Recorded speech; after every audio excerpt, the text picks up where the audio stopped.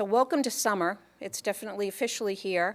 And my name is Jane Crowley. I work for the Eastham Health Department. And I'd like to thank everyone for taking the time today to come and listen to Larry Dapsis. He's joining us from the Cape Cod Extension Service. He's an entomologist. And I asked him for some information about his background and such. And the first thing he's written here is he's been an entomologist since age 5. So I guess that we know where his heart is, right? 5. So he's been doing this for a while. I think he's over 20. Well, I was amateur for a long time, then I turned pro, which made my wife very happy. And so Larry has a bachelor's degree in environmental science from Fitchburg State. He has a master's degree in entomology from UMass Amherst. And he has 35 years of professional pest management experience, including working for the cranberry industry. And there's a huge problem on Cape Cod, as we all know, so many ticks, so many diseases. And so Larry is here today to help us sort through all that information on incidents of disease and also talk about protection. How can we protect ourselves, our properties, our yards, and our children and pets? So with that, Larry, please take it away. And thank you for joining us. Oh, excellent, excellent. Always happy to fight beach traffic. Well, good morning. And it is a beautiful day out there, and I can't think of a better way to spend some of it than by having a very robust discussion of infectious disease. Now, I've been the county bug guy. I work on ticks, but I cover ants to yellow jackets, so it's, one-stop shopping. And before 7 years ago, I'd spent 24 years in the cranberry industry with Ocean Spray, where I was the bug guy for North America. So my territory was Chatham, out to Vancouver Island, British Columbia. So quite a bit of territory. When I arrived and joined the extension team, this was a very new world for me. I had heard about Lyme disease, but I didn't know anything about it. I didn't even know about the other diseases that are associated with it. And I had heard of deer ticks, but I didn't really know anything about those either. You don't find ticks in a flooded cranberry bog, okay? So I was on a vertical learning curve. And so what I did was I read everything I could get my mitts on. I talked to a ton of people to get a sense of the landscape, what's been done, what needs to be done, and how the heck am I going to help pull this off? And I want to share with you my very, very, very first learning in extension on this problem. Everybody hates ticks. There's no middle ground on this one. I mean, you say the word tick and people just kind of cringe. People almost accept mosquitoes. They're part of the food chain, the aquatic ecosystem. But when it comes to ticks, there is no forgiving. And when I say everybody hates ticks, I mean everybody hates ticks. So when a gentle soul like the Dalai Lama turns his back on a form of life on this planet, that's a huge statement, okay? All right, let's look at the landscape. All right, this is incidence rate of Lyme disease in the United States. All right, Vermont and Maine are perennial number 1 and number 2. Sometimes it's Maine, sometimes it's Vermont. And then if you look at this 3-year average, Massachusetts was number 5. The previous 3-year average, we were number 3. And if you look at the far right, that's a pretty tight ranking of those numbers. All it takes is a few cases one way or the other to shift that ranking. But I think what's most significant about this slide is that all 6 New England states occupy the top 6 positions in the country. So if there is any question about whether we are living at ground zero, this kind of takes that completely off the table. If we look at this across the Commonwealth, Nantucket County and Dukes County, Martha's Vineyard, they have higher incidence rate of Lyme disease than any other place in the visible universe, all right? And there's some interesting reasons for that. Part of it's microclimate. That it favors deer tick activity for seeking out their hosts, and it's also human behavior. I know a lot of the things they're not doing on the islands that I would be recommending, and that's the result. Barnstable County, we're number 4. Historically, Barnstable County was always number 3. And several years ago, Plymouth County passed us not by a little, but by a pretty big margin. And I know when I get this next set of data, Bristol County is going to pass us, and we're going to drop to number 5. This is a race Cape Cod is losing. And this got the attention of people at the Harvard School of Medicine. They were looking at disease trends in the state. And when they got the Lyme disease, they saw that the incidence rate of Lyme disease was going up in every single county in the state except here. And they couldn't figure out why. They were saying, what the heck is so different about Cape Cod that separates them from the rest of the Commonwealth? And they started asking questions and probing around. And then they found out that we've been managing a very, very aggressive outreach program for a number of years now, okay? And so I got a call from one of the doctors, David Scale, and he said, Larry, you guys have demonstrated that aggressive education done the right way is taking traction. Keep it going. He's also a freelance writer. He wrote a 4-part series for NPR Boston, trying to create more awareness about the overall scope of the problem, and also tactically, what are some of the things we're doing here on Cape Cod that seem to be making a difference. All right, let's talk about the different players that you may likely encounter in the field, because you look like an outdoorsy sort of group here, okay? No doubt about it. This is the American dog tick. And for us baby boomers in the room, this is the tick we grew up with. I grew up in Worcester, and we didn't have deer ticks and Lyme disease 50 years ago. And the way I spent my youth, which was basically, we didn't have internet, so I was in the swamps, in the woods, in the meadows, collecting bugs. And if we had deer ticks and Lyme disease, I probably would have had Lyme disease about 50 times, and this discussion would be taking place through a Ouija board, okay? I consider this tick more of an annoyance than a public health threat, even though it can vector the pathogens that cause Rocky Mountain spotted fever and tularemia, both of which can be very, very serious. But those 2 diseases are very rare in Massachusetts.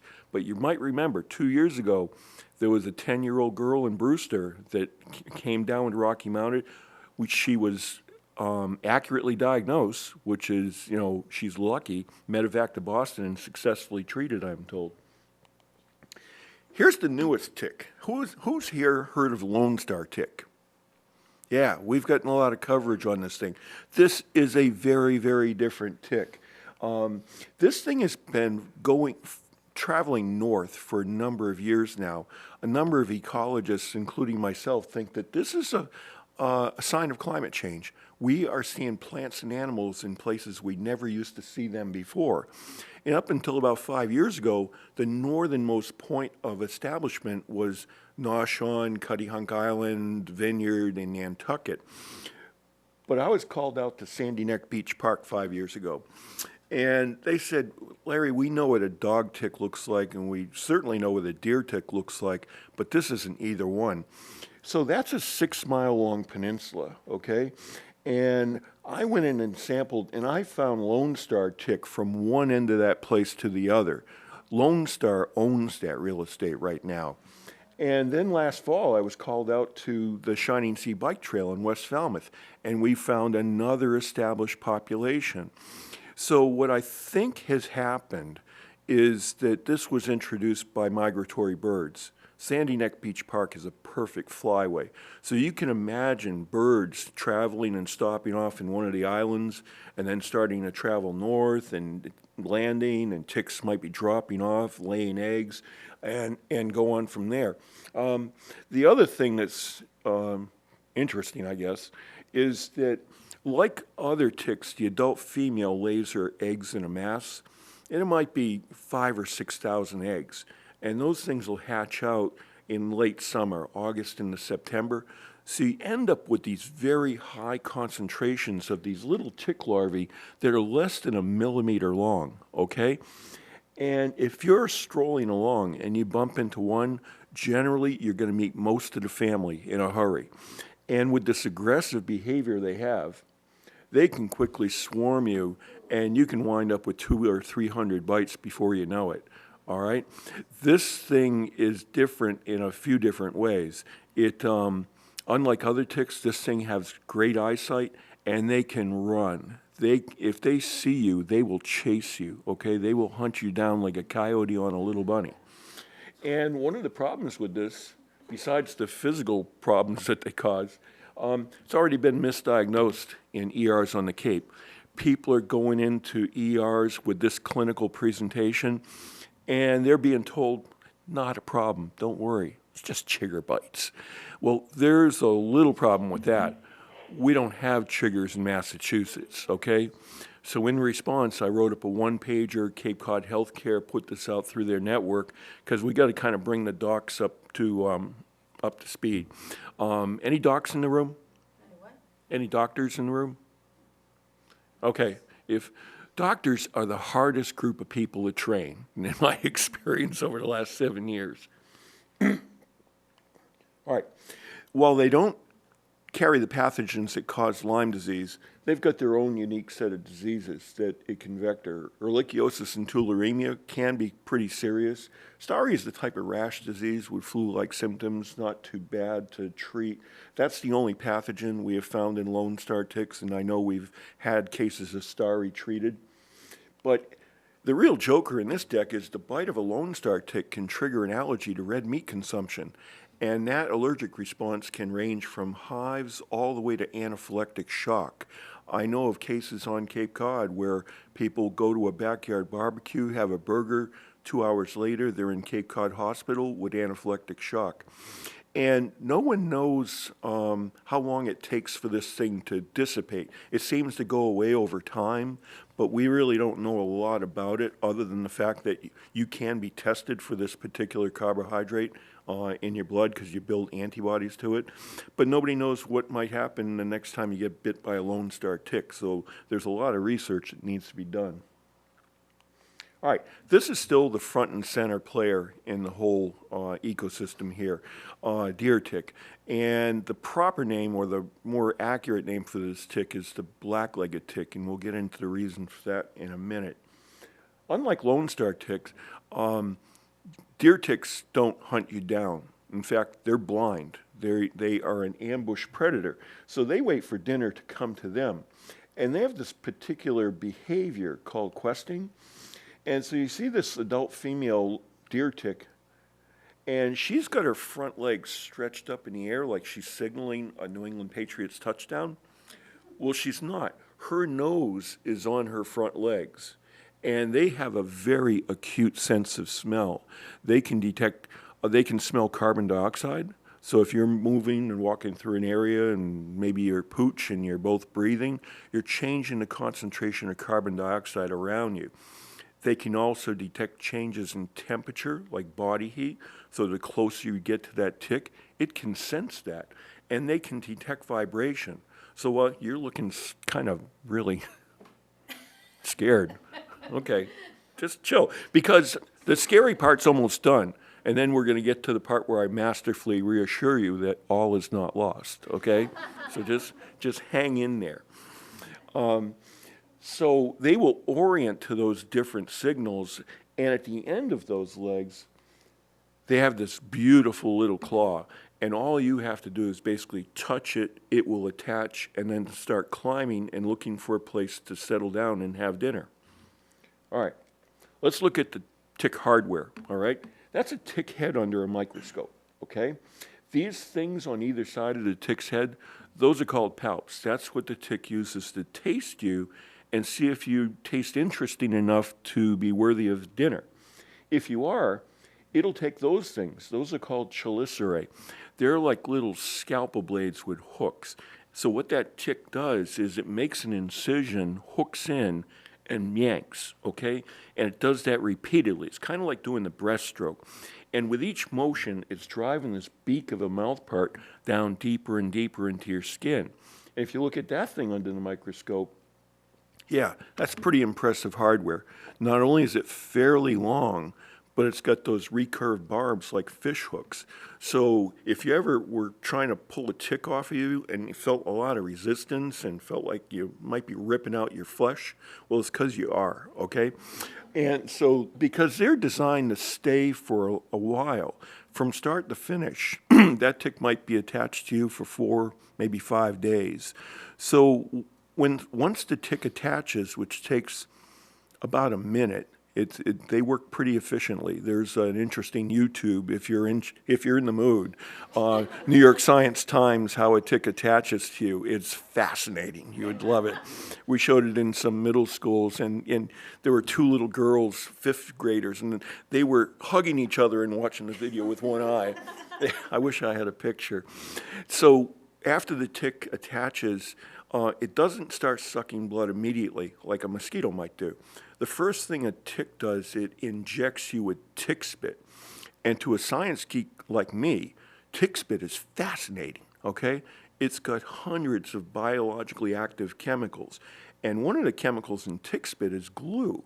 Those things actually cement themselves in place. It'll also secrete anticoagulants, keep your blood from clotting, vasodilators, that'll increase the flow of blood to the point of attachment, and things that deaden your nerves, because that tick doesn't want to be discovered. It wants to be totally invisible to your senses. So that tick will go through cycles of sucking blood and spitting and sucking blood and spitting, and when it's done, it'll secrete an enzyme, dissolve that glue, back itself out, and may have just left you with a couple presents. All right, why the name deer tick is a misnomer, all right? This thing is associated with at least 125 different vertebrate hosts. Rodents are really important in this regard. Rodents, so the mice, the chipmunks, the squirrels, the rats, the bunnies, they're what we call competent hosts. And what we mean by that is that these creatures have the ability to harbor the Lyme disease bacteria and to transmit that back into the tick population. So it's kind of like microbial ping pong. Birds are effective, are important 2 ways. One, we talked about dispersal.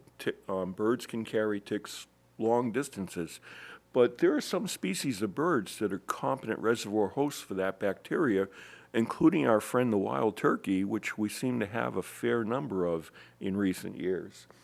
And then we've got a bunch of hosts that are incompetent. They cannot infect a tick. So things like, deer and raccoons and coyotes, they can't infect a tick, but what they can do is supply dinner and keep that tick population rolling along. So it's a complex ecosystem. There's a lot of moving parts here. All right. The risk of infection is year-round, okay? No doubt about it, and we'll demonstrate that with some data in a second. But the greatest risk of infection isn't where you might think it is based on the data. It's not from these adult stage ticks. They come out in the fall, late September, and they peter out, sometime in, April. And in our surveillance research, 5 years of research, we find that on average, 50% of them are infected with that Lyme disease bacteria. But that's a larger stage of the tick, and you're more likely to see that thing or attached to you. The greatest risk is from these nymph stage ticks. They just started coming out about 3 weeks ago, and they'll be with us until early August. We found only half as many were infected, 1 in 4. But it's a much smaller stage of the tick, and that's more likely to elude a tick check. So we get a large stage and a small stage. How do we explain this to people? Well, bagels actually accommodate us nicely. An adult stage deer tick is about the size of a sesame seed. That nymph stage tick, they're the size of a poppy seed. So something the size of a poppy seed with 8 legs, a really bad attitude, they can plant you on your butt for a long time or worse. And we see this in the case data. This is Lyme disease by month. This slide shows 2 things, because one of the questions I get, including from newspapers, Larry, when's tick season? And I say, well, it starts January 1st, ends December 31st, and starts up January 1st. Whenever you get temperatures above freezing and a break in snow cover, you're going to have tick activity. So you see cases of Lyme disease January, February, March, April, and that nymph stage tick that's with us now for the rest of the summer, that stage is responsible for 85% of all tick-borne diseases. So you need to be vigilant year-round, but you really have to be on top of your game during the summer months. And not everybody's impacted equally here, okay? This is Lyme disease by age group. So here on the far left, kids age 5 to 9 have the highest incidence rate of Lyme disease in the state. So my messaging to parents, the soccer moms and soccer dads, is that whatever we've been doing up to this point clearly is not working based on the data. We got to do a better job, rethink the whole game plan. Then the incidence rate goes down for people in their 20-something, 30-somethings. People are starting careers, they're starting families. There's not as much leisure time, so to speak. And as you get older, yeah, you get time for golf, you get time for gardening. So we see this other peak in the cases of Lyme disease. So what we call statistically a bimodal distribution. We didn't know how to explain this at first, but now with the data we're getting from UMass Amherst, those are the two groups that are getting most of the tick bites. All right, winters. This is a question I get just about every spring from the media. Larry, we had a brutal winter. What did it do to the tick populations? Because everybody kind of knows the mosquito population gets crashed after the first hard, freeze. And I tell the media that my answer is the same as I gave you last year and the year before and the year before that. This winter had no impact on the tick populations. And harsh winters, that's a matter of perspective. From my standpoint, I don't think Cape Cod winters are particularly harsh, okay? With global warming, you're a few degree days away from being able to grow bananas here on Cape Cod. You heard it here first. When I was with Ocean Spray, I spent 24 years traveling to Wisconsin where I went by the name Sven, okay? And Wisconsin has real winters. 25 below zero for extended periods of time is not unusual. And in Wisconsin, deer ticks are quite healthy, and Wisconsin's quite endemic for Lyme disease.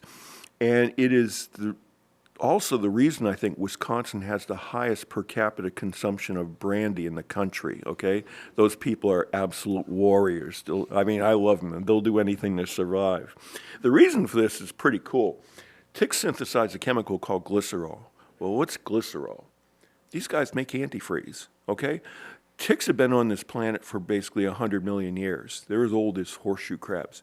They've seen it all. They've lived through the ice age, okay? So they've developed this adaptation, which really is in their favor. And the way this thing works, glycerol prevents ice crystal formation in your cells. If you get an ice crystal inside your cell, it'll puncture the cell wall, and whatever's inside the cell leaks outside. That's not a good thing. But they also discovered that the Lyme disease bacteria uses glycerol as a source of energy for itself because the tick gut is pretty carbohydrate deficient. So the bacteria is now adapted to this chemical glycerol, and that's what kind of keeps it going. So it's one perfectly engineered little package when you look at it from a scientific standpoint. All right. I was given a heads up several years ago that we've had 14 cases of Powassan virus in Massachusetts. And the exposure, they know it was from tick bites in Massachusetts. People weren't going somewhere else and coming back diseased. And there were 3 fatalities associated with that. So it's fatal in about 10% of the cases. And the typical clinical presentation is encephalitis, swelling of the brain, or meningitis, swelling of your spinal tissues. So it can be very, very serious, and you can't treat it. You can't give somebody an antibiotic or some other drug. You can only provide supportive care. And 2 of those fatalities were on Cape Cod, 1 in Falmouth and 1 in Sandwich. All right, so in response, I have colleagues at UMass Amherst, the Laboratory of Medical Zoology. On the left, that's Dr. Steve Rich. He's laboratory director. On the right is Dr. Guang Zhu. He is Master Yoda of this analytical technique that we use. And in the middle, that's Emily, one of Steve's graduate students. So we decided to do surveillance. Can we find this thing on Cape Cod?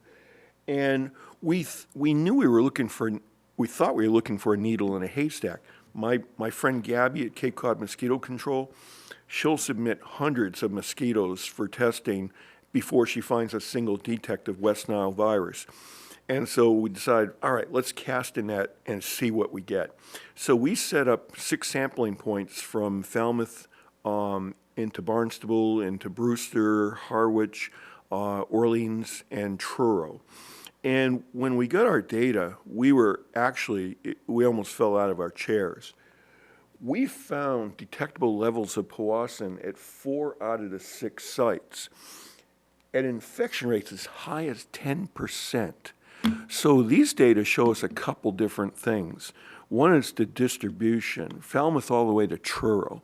This virus is associated with animals that don't have very large territorial ranges, things like woodchucks and raccoons.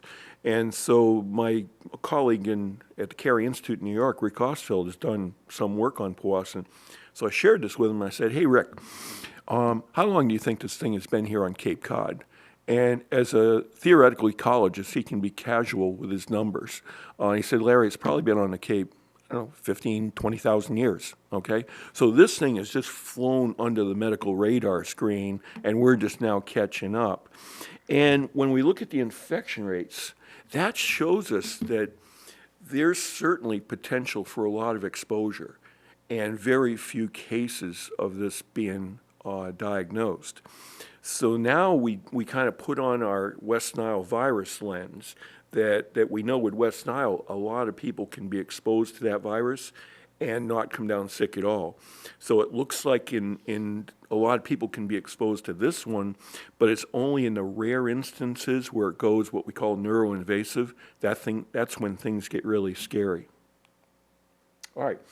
When we look at our surveillance data from last year, we have had subsidized tick testing now for over 2 years through Cape Cod Healthcare.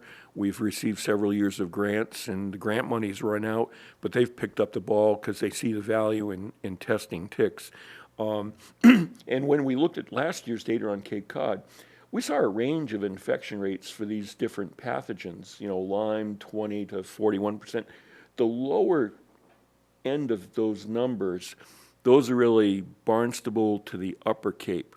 The higher numbers are like Dennis to the Outer Cape. RMSF, that's Rocky Mountain Spotted Fever.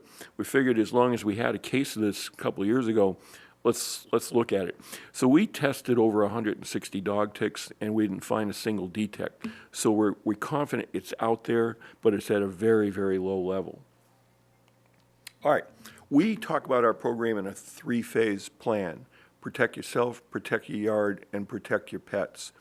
So my job description, it's not written like this, but in actuality, it's to take business away from doctors and hospitals, okay? I'm in the family protection racket. So here's an average family on Cape Cod, okay? Yeah, this is obviously Woods Hole, if you've never been down there, and they certainly need protection from tick-borne diseases and themselves. All right, proper removal. I get calls from people all the time about how to remove a tick, and generally it's because it's on them or on their spouse or on their kid. And they already have some ideas about how to remove the tick, and they want me to kind of validate it, so the Vaseline, the dish detergent, the nail polish remover, the flaming match trick, I don't know who invented that. But the proper tool for tick removal, it's pointy tweezers, okay? Not big fat tweezers. You won't, based on the way the plumbing operates, you're not going to squeeze it, and ticks aren't syringes. You're not going to inject yourself with Lyme bacteria. But tick guts contain hundreds of different microorganisms, so if you crush that tick, you just might get a nasty infection at the point of attachment. So you just grab that tick by the head as close to your skin as you can get, And you don't have to rip that thing out, okay? Just gently pry straight up. You don't have to twist it. And it should pop. Now, if you see something left behind, that's when people freak out. They'll call me and say, Larry, it's the head's still embedded in there. And I say, well, the tick physically can't get their head in there. So come in off the window ledge, okay? That's just the beak, okay? That hypostome, the thing with the barbs. And as soon as that breaks off from the tick's head, the bacteria are in the tick's salivary glands. This makes a good prop, doesn't it? It comes in handy.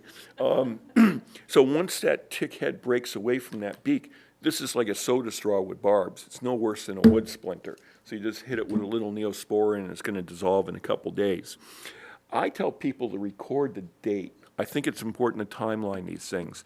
The symptoms of Lyme disease might show up in as early as 3 days, might take a few weeks, might take a month, might take longer, okay? So if you knew when you were bitten by the tick and now you're not feeling like yourself and you're thinking about talking to your doctor, you have a point of reference to start your conversation. I ask people if they save the tick. Well, with the tick testing program, more and more people are saving the tick, but what do you think most people still do with their ticks? Survey says the flush. That's the number one answer. But I've had a number of people tell me, Larry, I put that thing in the microwave till it exploded. All right? People take these things very personally. The reason for saving the tick, and more people are, you like that one, huh? You can send that to the Laboratory of Medical Zoology at UMass Amherst, and once they get the tick, you're going to get your tick report in 3 business days or less.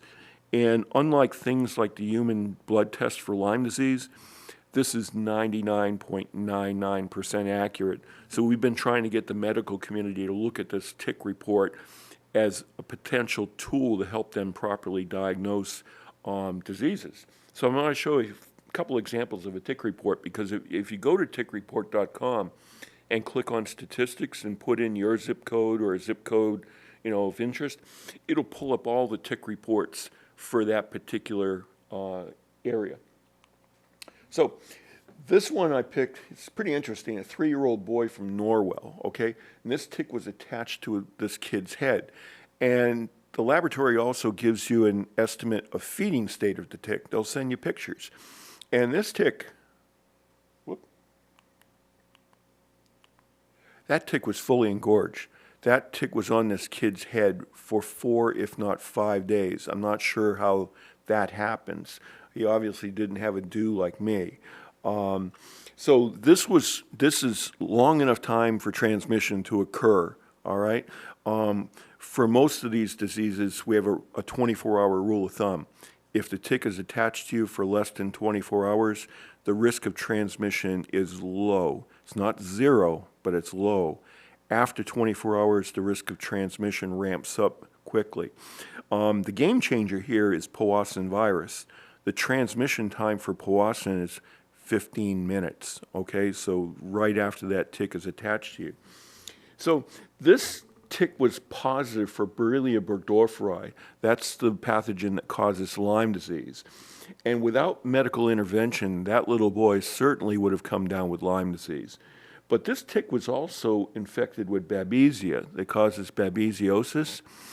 Now, babesiosis is pretty rare in younger people, okay? Most of the cases of babesiosis are for people my age and older, age 60 and above. But you do see it in younger people from time to time. So the other thing I want to point out here, this tick was co-infected, all right? And this is something we're trying to raise the awareness in the medical community, that people are being exposed to multiple pathogens, okay? Last year, with all the ticks submitted for testing on Cape Cod, 13% of them were co-infected, okay? They were packing 2, 3, or more pathogens. And you can come down with more than one of these diseases at the same time. And so with the combination of 2 of these things, let alone more, what would the clinical presentation actually look like? So this is meant as a guidepost for doctors to do a better way. Now they have some data that they can do a better evaluation of their patient before they decide on a regimen of treatment. Here's a woman in Eastham, local. She hit the lottery. She was positive on every single thing that we were looking for. And that tick was partially fed, okay? So we don't know the patient outcome of these things, but who knows what this would have looked like, if she was in a doctor's office. All right, protection. This is something that it's a boilerplate recommendation you see on every extension program. Long pants tucked into the socks. It certainly works. In the 7 years I've been working on Cape Cod, I do see people making a lot of bold fashion statements, but people aren't making this one. Light colors. That makes sense. Makes it easier to see the tick. I tell people when you come in from an outdoor activity, throw your clothes in the dryer for 20 minutes. Little heat, drop the humidity, ticks aren't that tough. They die fairly quickly. And so for people that are concerned that their pets are coming in, maybe ticks are dropping off in the house, is the house going to be infested? No. In a house, you have relatively low ambient humidity, so ticks are going to die in a matter of hours. And I tell people real shoes, particularly if you're, out in places like, have a lot of tick habitat. So if I'm in a place like Nickerson State Park and I see people walking down a trail wearing flip-flops, I absolutely cringe. All right, I talk a lot about chemical repellents as a first-line defense. And repellents aren't generic. They come in a number of different flavors, so to speak. This group up here, the DEETs or the DEET alternatives like picaridin or oil of lemon eucalyptus, those are for treating exposed skin, all right? So what it means is the tick won't bite you where that repellent is, but that tick just might keep walking around until it finds a place where there's no repellent and then lay in and have some dinner. And then you have these all-natural products. And these products really resonate with soccer moms and soccer dads because they're led to believe I'm using something safe and effective on my kids, and nothing could be further from the truth. Here's the big difference between these two groups. This group up here, those are EPA registered, meaning if it says on the label repels ticks and mosquitoes for 6 hours, there are data on file at EPA to support that claim. These things are EPA registration exempt, okay? There's a loophole in pesticide law, and they've found this thing, and meaning that they can produce these products, put them on the market, and they don't have to put one data point that shows they work at all. These things are largely not tested, okay? And what I found in my research on these products is that a number of these active ingredients in the all-naturals are known human allergens, and a number of these products have been documented to interact negatively with sunscreens, okay? So I tell people, particularly parents, that if you're using these products on yourself and your kids, you are dodging bullets with their lives, okay? I wish the Federal Trade Commission would swoop in like they're doing on the fraudulent mosquito and fraudulent bedbug products and get these things off the market as soon as possible. There's another repellent that contains the active ingredient permethrin. How many here have heard about this active ingredient? Yeah, it's still, I'm talking a lot about it because I'm introducing you to the most effective tool in the box for protecting yourself from tick bites. This is not for treating skin, it's for treating clothing and footwear. And so for treating pants and socks, it'll keep its activity through 6 washings because permethrin's not that water soluble. And I tell people to treat footwear, that's mission critical. Because those nymph stage ticks that cause 85% of all these diseases, they're down in the leaf litter. The first place they attach to are your shoes. And what I found in my initial research 7 years ago, if a tick is on a treated surface for 60 seconds, it is guaranteed to die. Death might come in 5 minutes, might take 10 minutes, might take a little bit longer, but the outcome is predictable. That tick is going to meet its maker, all right? Since I've been using this for 7 years now, I've not got a single tick bite, okay? This affords a huge margin of protection. The biggest problem here 7 years ago was finding the product. If you knew about it, only Eastern Mountain Sports had it. So I met with the managers or owners of all the major garden centers on the Cape and convinced them to stock product, and they are. And once a year at least, I go in, I do store checks. I want to make sure products on shelf. I meet with the managers and say, all right, we got all the right products. We got literature. Are you selling any? And in the last few years, garden centers are out of stock more than in stock. I was recently at Scenic Roots in Sandwich, and the co-owner, Diane, she said, Larry, people are coming in this store just to get permethrin. So the word is getting out, which is great. My phone's telling me I'm supposed to be here. So there's a number of different formulations and brands. I'm here. So if you go to the garden centers, typically a lot of them are carrying the aerosols, which the problem with that formulation is occasionally they tend to run out of propellant before you empty the container. So you end up with stuff in the container that you can't spray. Sawyer is a water-based pump spray that you can get at places like EMS or Home Depot and a few other places. I think it gives a better spray pattern, and you can keep pumping until that container empties. And I think it's a little better value for the dollar as well. All right, you can also buy pre-treated clothing from a company, Insect Shield mostly.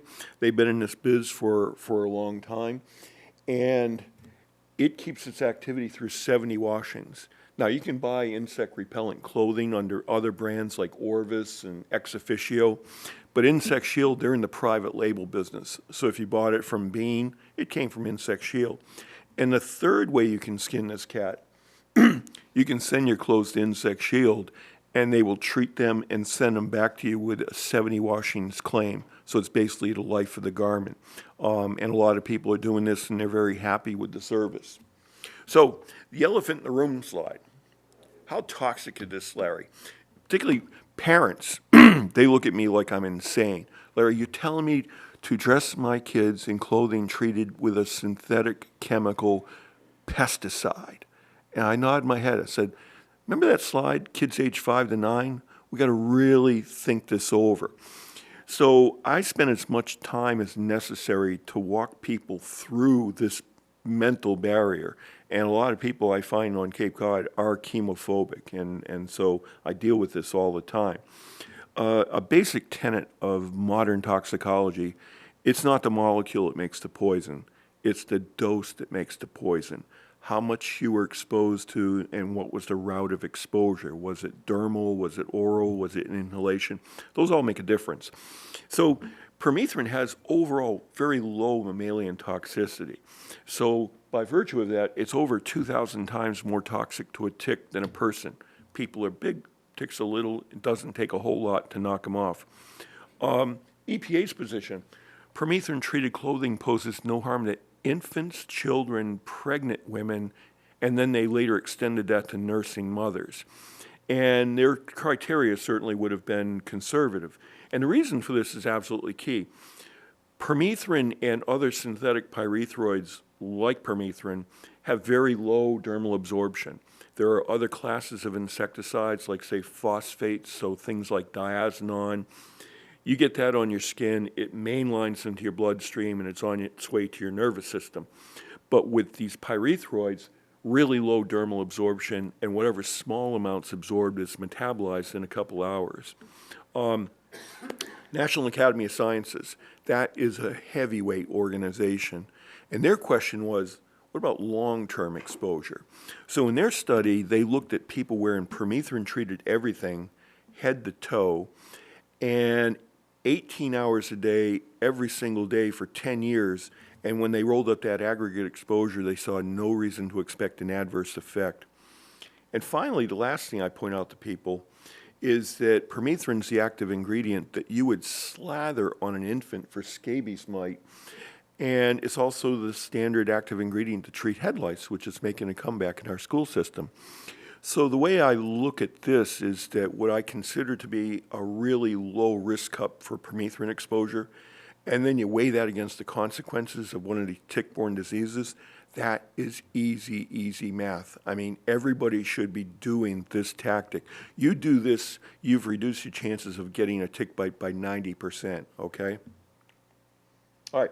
So what we do is have a very simplified game plan. You look at a lot of other traditional extension programs that are out there, and it's a laundry list of 8 to 10 things to do. Well, I go in and pressure test those 8 to 10 things. If I don't see data to support something like move your bird feeders, it's off the table. In fact, there's research that shows that moving bird feeders has no effect on tick populations. So tick checks and use of permethrin-treated clothing. Bingo. Everybody should be doing that. Easy to implement. I am a proponent of perimeter yard sprays, which you can hire as a service to do the edges of your lawn. That's where the ticks are. So under the bushes and trees and in the leaf litter and under woody ornamental plantings. If you go to our website, capecodextension.org, I kind of walk through with the timing on that, including how to do this yourself and save a few bucks. And certainly pet protection. Vets offer several different types of products, including oral drugs that will kill ticks after they attach. And there's over-the-counter products like Canine Advantix 2, which has been very popular for years, but that's kind of being replaced by a product called Seresto Collar. You put that on your animal, you get 8 months of continuous flea and tick control. So we want to make this change in behavior as easy to adopt as possible, because we don't want to make this work. We want to make this like you get up in the morning, you brush your teeth, you put on your permethrin-treated clothing, and you're out the door. So with that, His Holiness and I will take any questions we have. Plus, I have a handout up here. It's a Cliff Notes version of what I just covered. Anybody remember Cliff Notes? Yeah, that's the instrument that bailed my butt out of many high school exams on Shakespeare because I was too busy with other things like science and ice hockey and stuff like that. It also has my contact information, and we are always open for business. So don't just take one, take a couple, kind of socialize this with your friends if you learn something here today. So, questions? Well, what I don't understand, I just got my dog a Seresto collar. He's a small dog. Why can't they make that for people? There's one in every crowd, Jane. Why can't we just wear jewelry that has Seresto collars for Yeah. bracelets? Well, the Seresto collars are about $60 a pop. 80. Okay, it's the whatever. It's cheaper to treat your clothing and footwear with permethrin. Plus, if you're walking around with things that look like a GPS tracking bracelet, people might question your moral character. You don't have an answer. Every workshop, you're there. I mean, that question always comes up.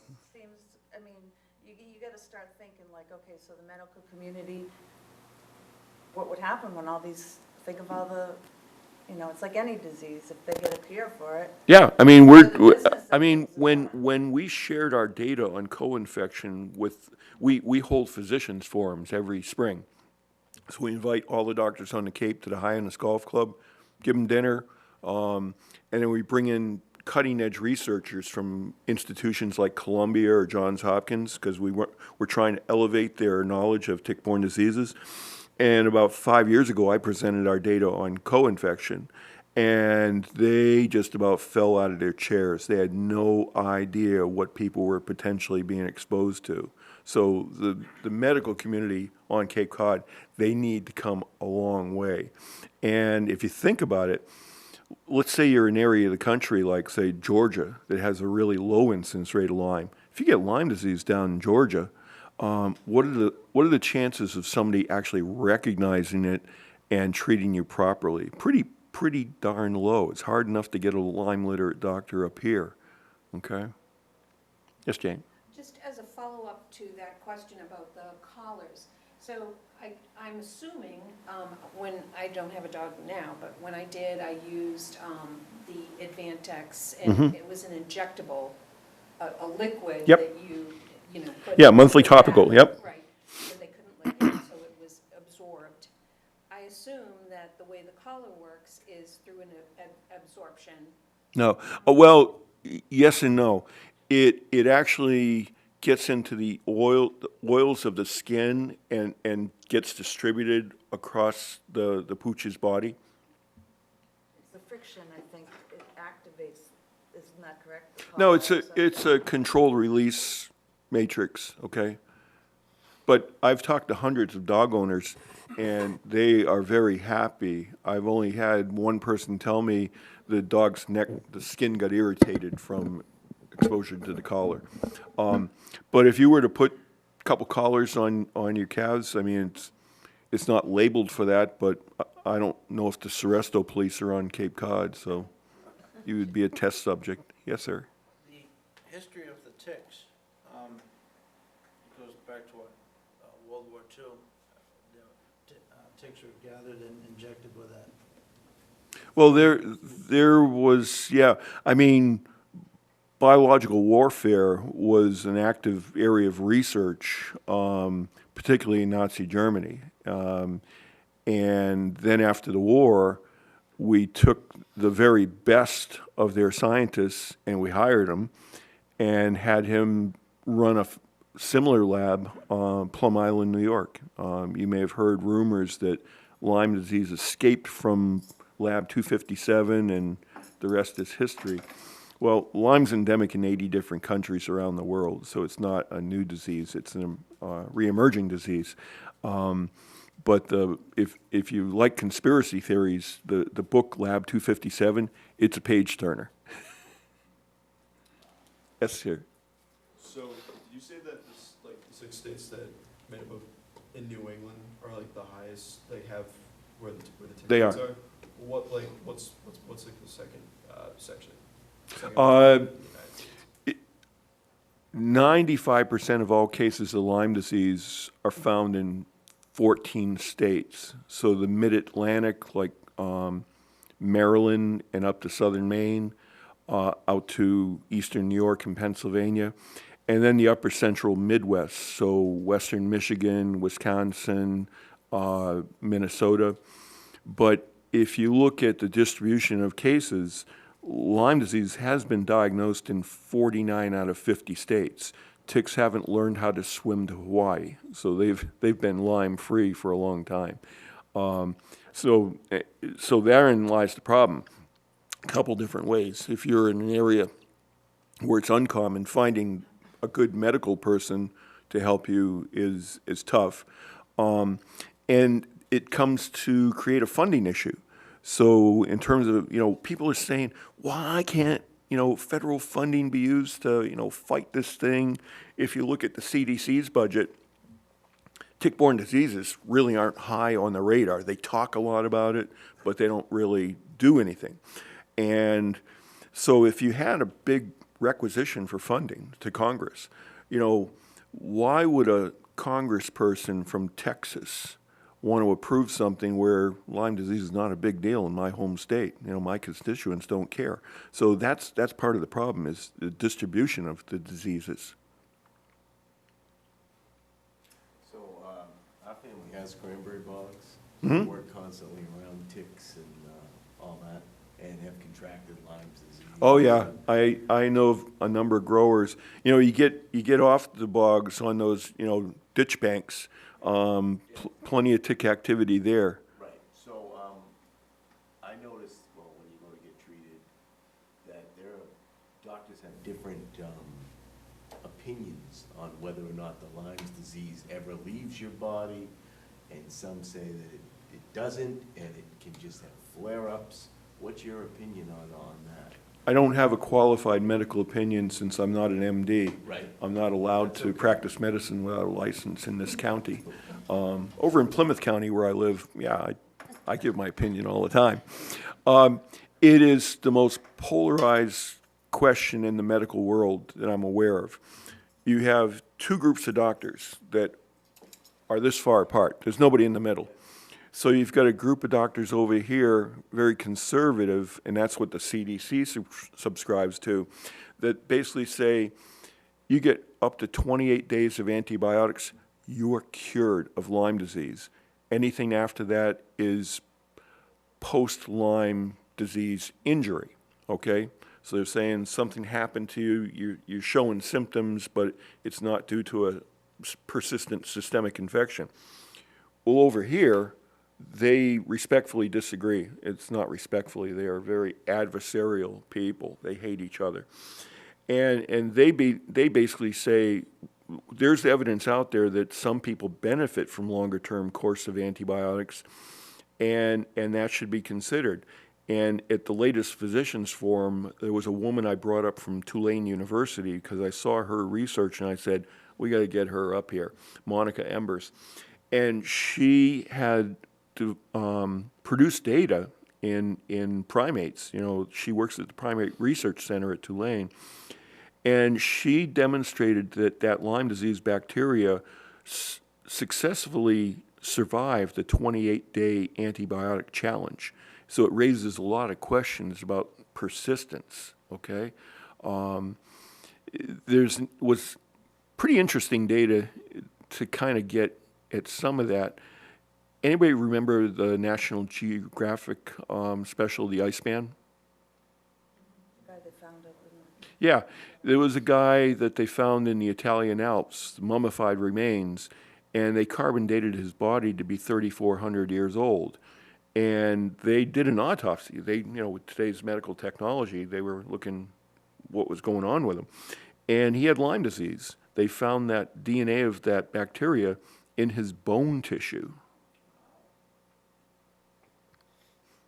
On that note, what about natural immunity? What about antibodies? Why are we not making antibodies to this? Well, you do make antibodies to it. That's what the blood test is for. One of the things I know from research at University of California at San Francisco is that one of the tissues that bacteria invades are your lymph nodes. That's the basis of your immune system. And what they discovered is that it mechanically damages your lymph nodes and prevents you from giving a full-fledged antibiotic response. So you're kind of immunocompromised. And so that's why they suggest that people can get Lyme disease over and over and over and over, that you can never build up an immunity to it like you can with something like measles. You get it once, you're done. So you mentioned that the woodchuck and the raccoon might be a host for poison. Are these animals showing any signs of disease? Or? No, they're just a participant in the cycle. So basically, if you think about it in a weird way, the tick is actually a victim. These microorganisms are using the tick for their own purposes, for perpetuating themselves. And so for us, we weren't part of the whole evolution of these things. We're collateral damage. But yeah, host animals that evolve with these things, yeah, they don't get sick. Yes, sir. So the various tick diseases, tick-carried diseases, what are the initial symptoms if you don't realize you've been bit? Well, raise your awareness to say, I better get checked. Yeah, Lyme it's the most misdiagnosed infectious disease on the books because it looks like so many other things. So depending on the background of your primary, they might look at you and say, based on your clinical presentation, you might be fibromyalgia, or you might be rheumatoid arthritis, or you might be multiple sclerosis, or you might be chronic fatigue syndrome, or you might be crazy. It's in your head. See, if I started with you, Jane would have been the crazy one. But that's one of the problems with a proper diagnosis, because the human blood test for Lyme disease is pretty unreliable. You can get false positives, you can get false negatives. So it's a elusive, insidious organism to deal with. So my understanding is flu-like symptoms, aches and pains would be something that you should think, maybe I have Lyme. But those would be the same symptoms that you might see in anaplasmosis, for example. So doctors might be looking at you for one thing, and you might have something completely different going on. And I know I had a friend in the cranberry industry that happened to. They thought he had a tick-borne disease like Lyme disease down in New Jersey, but he wasn't flipping a positive test. And some doctors won't treat you until you flip a positive test. And he kept getting sicker to a point where we thought we were going to lose him one weekend. And then the light bulb turned on with somebody, and they said, let's look for anaplasmosis. They found it, treated him, he's back farming cranberries and blueberries. So that's one of the reasons I tell people that listen to the tactics I'm telling you, because if you get a tick bite and you're not feeling good and walk into a doctor's office, the outcome isn't certain, and that should be scary. Thank you for coming. All right. One last question. You listed tularemia, isn't that also, that you can inhale that? Yeah, I mean, the cases that they find on Martha's Vineyard seem to be associated with contaminated rabbit feces. So the cases are usually people working for landscape companies. So they're out there with the weed whackers, creating dust. Yeah, and so they believe that's how people are being, exposed to the pathogen, not necessarily a tick bite. But the ticks do carry that. They do. I never knew that, yeah, They that's do. interesting. Not only dog ticks, but Lone Star ticks as well. I just have one last comment about the tick testing program that was grant funded through Cape Cod Healthcare. So does that extend through this whole summer season? It as does. well? Okay. Yeah, That's a great so opportunity. Cape Cod Healthcare, they're trying to figure out how to put this thing on permanent subsidized basis, because if it's a $50 test, you might think about it.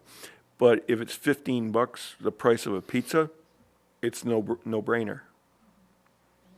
So that's a great thing for people to be aware of. It is.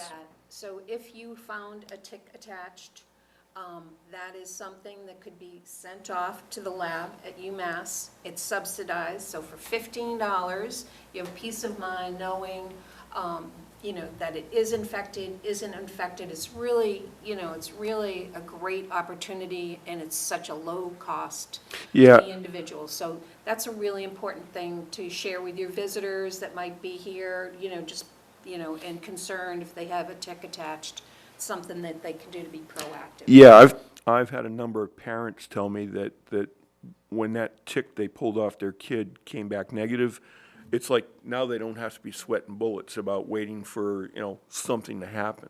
So people are finding a lot of value in this as we market it.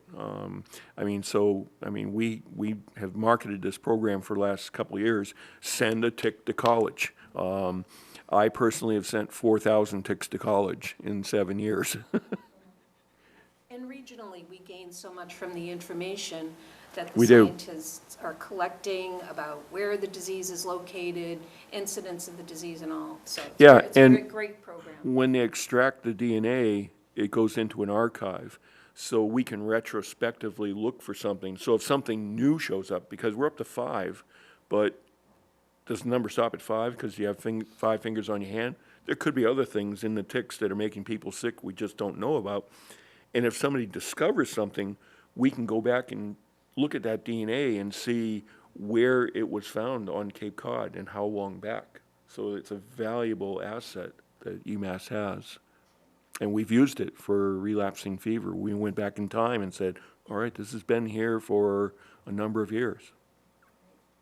There's a kid I know, his dad really well, his son was bit by a tick, and it was diagnosed, and they said it was Lyme disease, but he'll go into like a coma state, and his mind will keep going and thinking about communications with radios, and then like almost a week later, they'll feed him and stuff, and then he'll come true, and then he'll talk about what he was thinking, but they said that this is like now he's in a wheelchair, and some days he can get up, but other than that, he's just... Yeah, some people are permanently neurologically impaired. It's sad because in 7 years, I've met people that have been sick for 10, 20 plus years. And so that kind of drives me on prevention. It's because I know what could be done to prevent this. And it's not building a rocket. It's pretty simple stuff. We got the tools. Well, thank you, Larry. It was excellent, as usual. Okay.